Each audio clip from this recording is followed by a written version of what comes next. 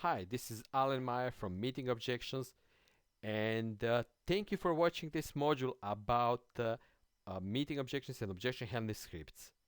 I'll explain what's covered in this module in a few seconds. I think you're really gonna love this material because it is extremely rare that you get so many ways of meeting and handling objections, including detailed scripts in one place. And this content can just make you improve in a short period of time. I know you're wondering what's in it for you, what kind of stuff it's included. Quick overview: 150 scripts, 20 different most common objections.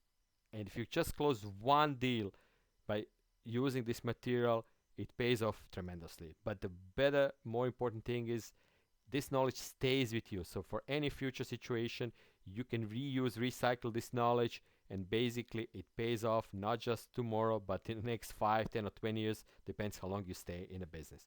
So let's dive in, and please have a pen and paper ready because you get so many ideas by listening to these scripts. Thank you for listening.